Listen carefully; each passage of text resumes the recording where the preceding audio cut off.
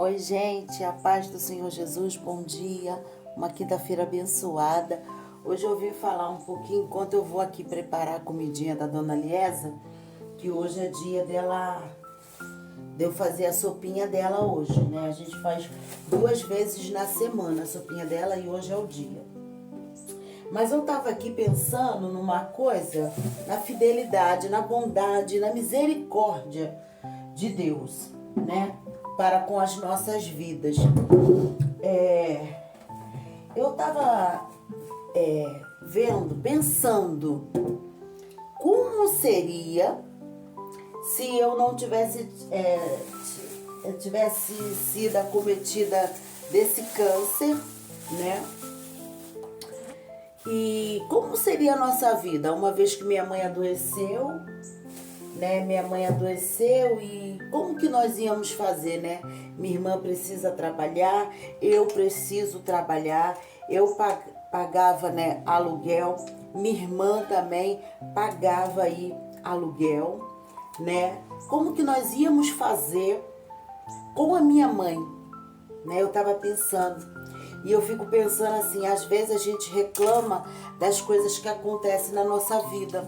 Mas a gente precisa entender, irmãos, que Deus, ele nunca perde o controle de nada na nossa vida. Então, assim, Deus já sabia, né? Então, Deus permitiu, porque Deus também permite, tá? Deus tinha me mostrado em sonho que o inimigo queria pôr uma doença em mim, é verdade, Deus havia me dito há uns anos atrás, mas o Senhor permitiu porque Ele sabia o que iria acontecer mais na frente, né? Hoje eu tô aqui cuidando dela, né? E se não fosse essa enfermidade, eu não sei como nós íamos fazer com ela. Porque nós não teríamos como pagar uma pessoa. Porque é caro para você botar alguém para cuidar de um acamado. Então eu fico vendo assim o cuidado e a misericórdia de Deus. E deixa eu falar, cortar isso aqui para mim é horrível, irmãos. É muito duro. Esses 3 para mim aqui, eu cortar, se tornou algo muito difícil depois da cirurgia. Mas eu tenho que dar o meu jeito, né? Então, irmãos, eu quero dizer para você o seguinte, ainda que aconteça algumas coisas e você não entenda o porquê, porque eu também perguntei, Senhor, né, por que disso? Hoje eu entendo o porquê, né? Nós iríamos ficar de mão e pernas atadas com a minha mãe sem saber o que fazer com ela.